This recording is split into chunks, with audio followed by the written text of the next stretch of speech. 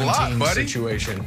Yeah. That's such a high number. I'm going to go 65. I'm going to go one more than what they combined for last week. So I'm going to go 65 or 2 weeks ago. Oh. Okay. I'm going to go 66 then. Price is Right rules. I get everything between Brandon and Nick. 66 is the correct answer strategically. I feel like you always make up your own Price of Right rules. Wow. Anyway, download the app, play for free, the Super 6 Super Bowl contest. For much more information, I don't know if they were. You can always head to the Fox Sports app. I haven't seen the show, so you're probably right. All right, time for a little bumper. Price is Right? Brandon, you know, bits and pieces. Here we Have go. your pets spayed or neutered. Brandon, you like what you saw from Giannis last night? Yeah, I don't know what you guys are talking about, dogs getting neutered, but Giannis was good last night. They blew out the Pacers. And guys, sometimes when you play at this level, you get bored with it a little bit. You know, you guys are silly. Anyways, Giannis, he picked up a new hobby. He blew out the Pacers. He had a triple-double. Yep. This was good Giannis. 21, 14, and 10, and then he's on the sideline during the game taking pictures. This is disrespectful. That's great. That's great. Get it, Giannis. Bob Barker used to say it at the end of the show as like his reminder. Okay, hey, Ben Simmons going to play for the Australian team. Here's his quote. I know things are uncertain right now, but I've been in touch with Coach Gorshin, and we're hopeful I can join the Boomers. So first of all, I didn't realize that the Australian team was called the Boomers. I just thought it was like Team USA, Team Australia. Then I looked at the roster. I started to dig into this. I started to get worried for us Americans here. Aaron Baines, Della Vadova, Dante Exum, Thon Maker, Patty Mills, Matisse Thybulle. Here's the other thing once you start researching Australian basketball. They are very high on trying to court one superstar point guard who was born in Melbourne, Australia. Australians, here's a warning from the mainland. Keep Kyrie Irving's name out of your mouth. I know he's born in Melbourne, Australia. He's not going to come play for the Boomers. So you got a decent squad right here. You don't need Kyrie Irving. But good luck, it feels like that. I don't know if Kyrie believes Australia exists, so we should be good. It's flat. Oh, this is me. I'm going next. There you go. Tom Brady. There we Yeah. go. How many different ways can we emphasize to you how long Tom Brady's been playing football? I mean, we could tell you 20 some odd years, 10 Super Bowls, yada, yada, yada. Or we can show you in terms my brother would understand. Guys, put this picture up here. What you're about to see is the difference between Tom Brady's first video game back at Michigan and his latest video game as a Buck. I have 4 takeaways. Hear me out. 4 quick takeaways. Number 1, obviously the biggest one. Tom Brady now wears a glove. He never used to wear a glove. Number 2, TB12 works. Tom Brady used to be Tony Siragusa, obviously. Number 3, video games still don't know how to put fans in the stands. Take a look at the fake fans in both stands, and this is a 20-year difference. And number 4, no wonder Tom Brady did not start at Michigan. He literally has chicken nuggets for hands. Can't throw with chicken nuggets. Those are my takeaways. It's been a long 20 years for Tom Brady, but we love having you in the Super Bowl to talk about this year, so let's do it. There's not much else I can tell you that you don't already know about the GOAT. 43 years old, wants to play past 45. 10th Super Bowl, has his sights set on more. 100% locked in for Sunday, kicked his family out of town for 2 weeks so he can prep and prepare. So what could possibly be left on his to-do list? We'll let Tom tell you. As long as I'm playing, I want to improve and get better. And I think next year is going to be a lot better than this year. You know, I feel like I'll be in a much better place mentally. I'm going to train a lot better this year. Physically, next year I'll be in a better place. So I know as soon as this game ends, we're on the next season. So, you know, we'll get ready for this season and then start thinking about next year. Dude's literally a machine. I like it. Come on. Brandon, could Brady actually be on the verge of back-to-back Super Bowl wins after saying next year he's going to be a lot better mentally? And here's the biggest part, physically. They need to get back to training again.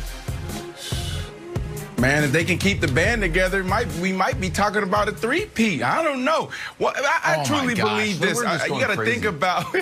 I'm doing a little too much right there. Definitely not a three-peat, but 100% they can go back-to-back. Everything he talked about was talking about preparation. How do you train? Coming together. They did something phenomenal. This is extremely hard for a quarterback to come in to a new situation with new guys and find themselves in the Super Bowl. So I truly believe it. And it starts with the mentality. He talked about it earlier on this week. I got to be 100% committed. He's committed. He also, Levante David told a story yesterday. He said Tom Brady came in the locker room and a player was crying after they won the NFC Championship 2 weeks ago. And he said, what the F are you crying about? We're not done yet. Right there tells you the mentality. This guy truly believes he can play at a high level into his mid-40s, and it's all about winning Super Bowls for him. They have the 7th most space when we talk about the cap, Nick, a resident GM, and also they got some key free agents that they can bring back, like Levante David, like Sue. That's going to be a big one. Gronk for the chemistry and continuity. AB, Godwin. There's some guys that they're going to have to make decisions on, but they're capable and they're in a space where they can bring them back. Yeah, the interesting part about this, Brandon, is that it's Brady's rookie year. Like, he was on record a little while ago saying, like, he still hasn't spent that much time with guys because of all the COVID protocols. So he'll be more familiar with everybody. He's going to be able to train with the, hopefully pandemic drops a little bit and we get back to a more normal world. Here's the other thing. Division's kind of weak now. Falcons might be slightly better. McCaffrey will come back. Panthers will be slightly better. I don't think the Saints are going to be that great with Jameis or Taysom Hill. Then they also have to go to the AFC East. You got the Jets, who might have Deshaun Watson and Brandon Marshall lining up there, but you might have to just, beat the Jets. And there's one secret weapon, Nick, that I think could propel the Bucs to another Super Bowl. If we could put up the quote from our friend Bill Barnwell. Oh, this is brutal. Edelman unlikely to see the $4 million remaining in the final year of his deal with the New England Patriots, world's best franchise. Thankfully, there's a natural place for him to go. If Godwin leaves Tampa Bay, the idea of Edelman, Hall of Famer, flocking south to take over Tampa's part-time slot receiver almost seems too obvious. It will be the true Patriots of the South, my friend Nicholas, and I will officially have to hand in my Patriots jersey if it's Gronk, Brady, and future Hall of Famer Julian Edelman lining up at Tampa Bay. I could see them having a very successful season. Well, listen, it would obviously make sense for Brady to finish finally pushing Godwin out to bring in Edelman after they've been feuding all year about the jersey. But I don't know, to be totally honest, much of what you or Brandon said before that full screen because, hold on, let me mark it down. I was too busy jotting down our latest obvious bulletin board material. Oh, it's back. We're looking ahead. Oh, after 20 years in New England, we're only talking about the upcoming opponent. Brady's now talking about future seasons. Oh, who cares? Oh, the game's Sunday. Let's not worry about that. Look past the Chiefs. Oh, yeah, let's talk about why not start a dynasty discussion before the game's even played. That's right. The bulletin board, put it up there, Wilds. You're not good at the left-right thing, but the camera could have seen it. That's right.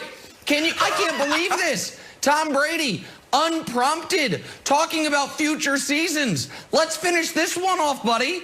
Let's worry about the 2020 Super Bowl before we talk about, oh, I'm going to be even better next year. You know what I'm worried? We're thinking about the moment the game ends, what we're up to next. Well, let's get through the game first. I can't believe you both overlooked it. Leadership.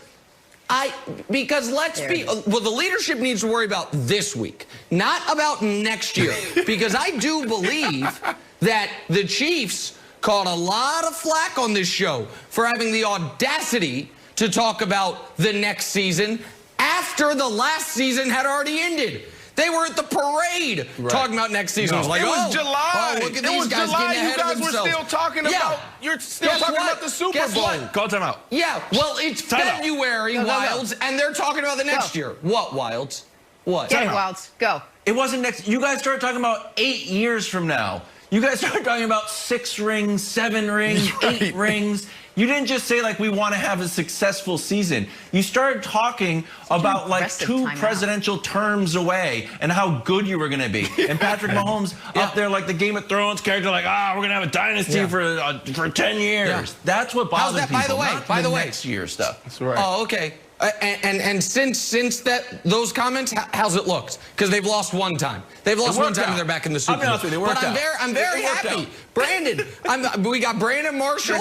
I'm gonna let my friends on the team know. Brandon Marshall's talking about a three-peat. Kevin Wildes is talking about Edelman going to the defending Super Bowl champions. I retracted the three-peat. So just more. Okay, a back-to-back. You said certainly back-to-back. I retracted the three-peat. You know what's a part of a three-peat? You know what's a part of a three-peat or back-to-back? Winning the first one. They posed the question to Tom Brady. He can't control what they're asking. He had to answer the question, and he immediately went back to this entire offseason. I can't even give you guys any insight of how they prepared this year. There were so many Zoom calls. They had practice, and they had to go home and have meetings and watch film and break down film from home. Like, this year was totally different. So if you go